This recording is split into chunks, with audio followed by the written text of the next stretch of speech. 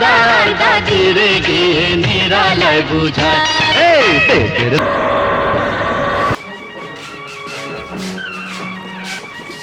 রাজামশাই রাজামশাই রাজকুমারকে সাপে কামড়িয়েছে।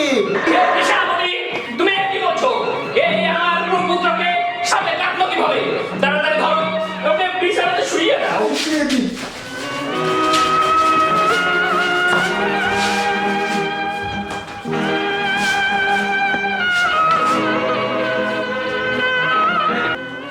সেনাপতি, আমার রাজপুত্রকে কিভাবে সাপে কেটেছে সেনাপতি?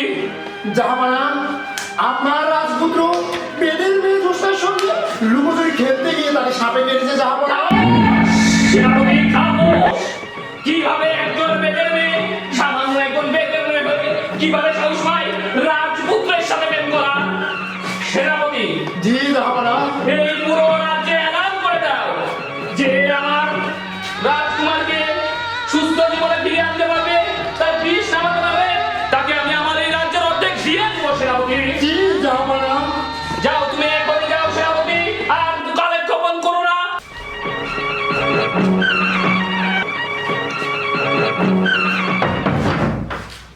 সেনাপতি রাজার হাজির হচ্ছে। জাহাপানা, আমি সাপরি পল্লী থেকে সাপরি সর্দার বিশুকে নিয়ে এসেছি জাহাপানা।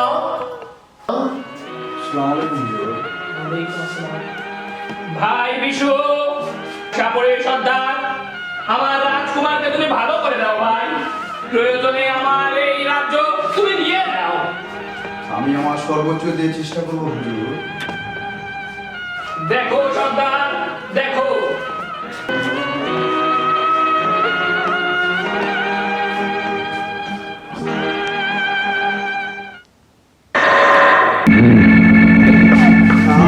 না হুজুর, এ তো আমার দ্বারা সম্ভব না। এ তো কাল লাগিয়ে কেটেছে, আমার দ্বারা সম্ভব না হুজুর। এ আমার দ্বারা সম্ভব না। মরণবিল বানানো বাজানো লাগবে হুজুর, এ তো মরণবিল।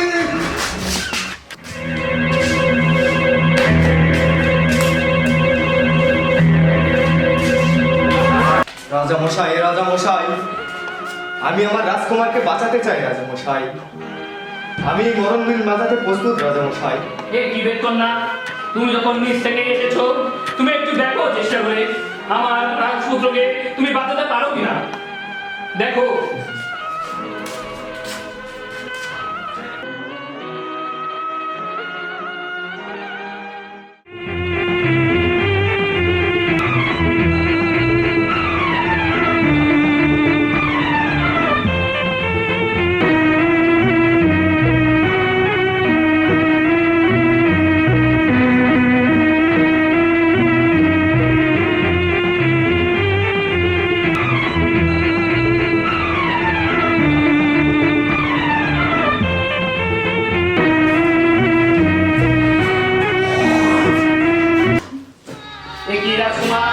তুমি ঠিক করেছো,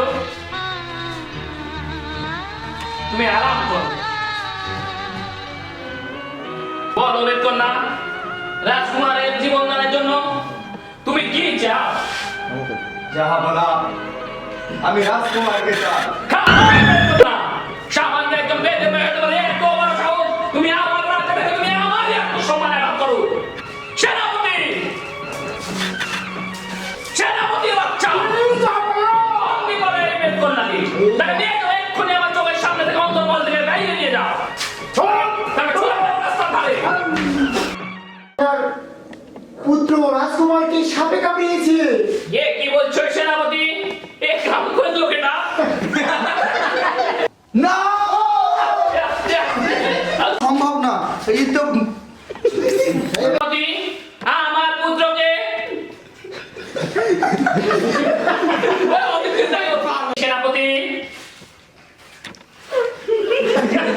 ঠিক ভাই, সাপের কাট দাও। হ্যাঁ, আসসালামু আলাইকুম হুজুর। ওয়ালাইকুম আসসালাম। ভাই বিশু,